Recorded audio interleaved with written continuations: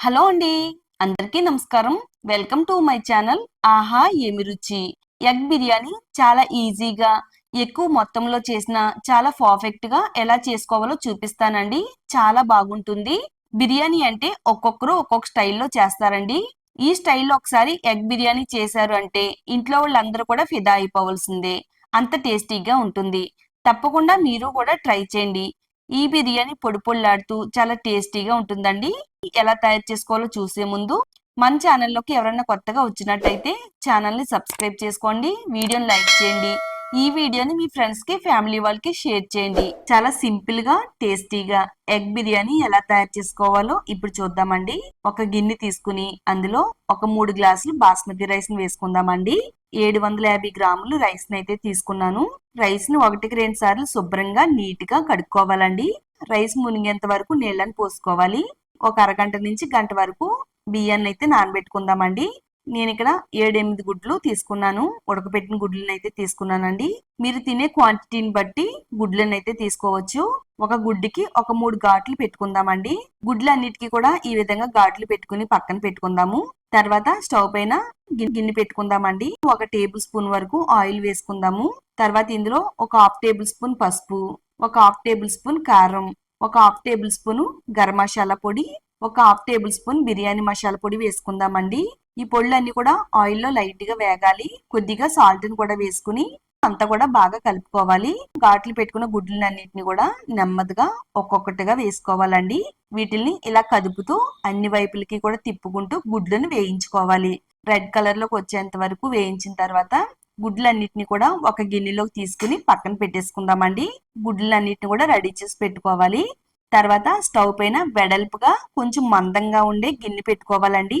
నేనైతే ఇక్కడ కుక్కర్ గిన్నె పెట్టాను. అంటే విజిల్ అనేది పెట్టట్లేదండి, కొంచెం మందంగా ఉంటుందనేసి కుక్కర్ గిన్నె తీసుకున్నానండి. ఇందులో ఒక 4 టేబుల్ స్పూన్లు ఆయిల్, ఒక 2 టేబుల్ స్పూన్లు నెయ్యి వేసుకుందాము. మొత్తం ఓల్ బిర్యానీ సామాన్లన్నిటిని కూడా ఆయిల్లో వేసుకుని లైట్ గా ఫ్రై అవ్వనివ్వాలండి. మరి ఎక్కువగా మాడనివ్వకూడదు. స్టవ్ ని సిమ్ లో గానీ మీడియం ఫ్లేమ్ లో గానీ పెట్టుకుంటూ ఈ బిర్యానీ మసాలాలని వేయించాలి. ఇవి లైట్ గా వేగిన తర్వాత సన్నగా కట్ చేసి పెట్టుకున్న ఉల్లిపాయ ముక్కలు వేసుకుని ఆయిల్లో బాగా వేయించాలండి. మీడియం సైజ్ లో ఉండే 3 ఉల్లిపాయలను తీసుకుని ఇలా సన్నగా కట్ చేసి పెట్టుకోవాలండి. దీంట్లో కొద్దిగా సాల్ట్ వేసుకుని ఇలా కలుపుతూ వేయిస్తే ఉల్లిపాయలన్నీ కూడా చాలా తొందరగా వేగుతాయి. ఉల్లిపాయల కలర్ అనేది ఈ విధంగా చేంజ్ అయ్యేంత వరకు వేయించాలి. ఉల్లిపాయలో ఉండే పచ్చిదనం అంతా పోయిన తర్వాత ఇప్పుడు మనం ఇందులో ఒక 2 టేబుల్ స్పూన్లు అల్లం వెల్లుల్లి పేస్ట్ వేసుకుందామండి. 1 టేబుల్ స్పూన్ కూడా వేసుకోవచ్చు. మొత్తం అంతా కూడా ఇందులో కలిసేటట్టుగా అంతా కూడా బాగా కలుపుకోవాలి. అల్లం వెల్లుల్లి పేస్ట్ లో ఉండే పచ్చిదనం పోయేంత వరకు ఇలా మనం వేయించాలండి. ఈ అల్లం వెల్లుల్లి పేస్ట్ బాగా వేగిన తర్వాత కొద్దిగా కట్ చేసి పెట్టుకున్న పుదీనా తరుగు, కొత్తిమీర తరుగు వేసుకుని వేయించాలండి. ఇలా మనం వేయించేటప్పుడే ఇలా కొత్తిమీర పుదీనా వేస్తే దీంట్లో ఉండే ఫ్లేవర్ అంతా కూడా బయటికి రిలీజ్ అవ్వి మనకి బిర్యానీ మంచి స్మెల్ అనేది వస్తుంది. టేస్ట్ కూడా చాలా బాగుంటుందండి. ఇవన్నీ కూడా బాగా వేగిన తర్వాత టమాటా ముక్కలు కూడా వేసుకుందాం. మీడియం సైజ్ లో ఉండే ఒక 3 టమాటాలు తీసుకుని ఇలా కట్ చేసుకుని వేసుకోవాలండి. తర్వాత ఒక 5-6 పచ్చిమిరపకాయలు కూడా చీల్చుకుని వేసుకోవాలి. బాగా మగ్గించాలండి.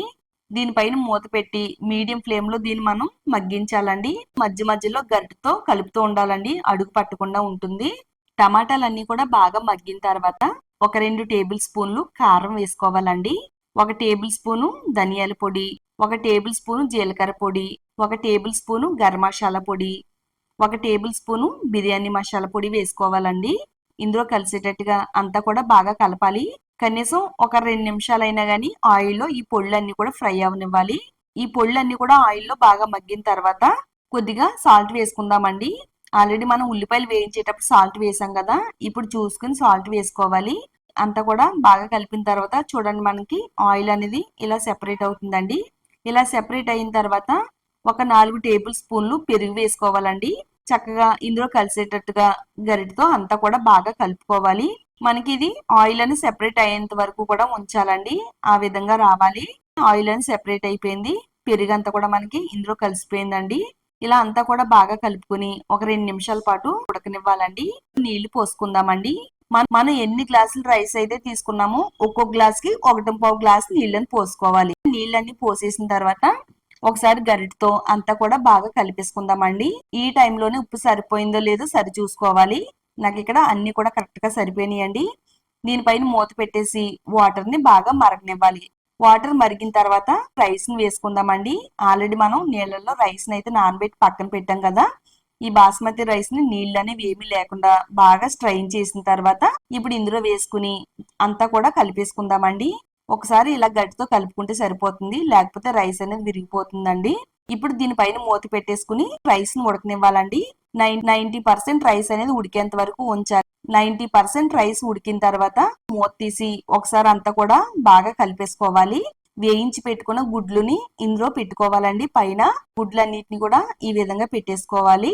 ఇప్పుడు దీనిపైన కొద్దిగా కొత్తిమీర తరుగు, పుదీనా తరుగు వేసేసుకోవాలి. ఇప్పుడు మళ్ళా దీనిపైన మూత పెట్టేసి టోటల్ గా సిమ్ లో పెట్టుకుని ఒక 10 నిమిషాల పాటు కుక్ అవనివ్వాలి. 10 నిమిషాల తర్వాత స్టవ్ ఆఫ్ చేసి మూత తీయకుండా కొద్దిసేపు అలా ఉంచేయాలండి.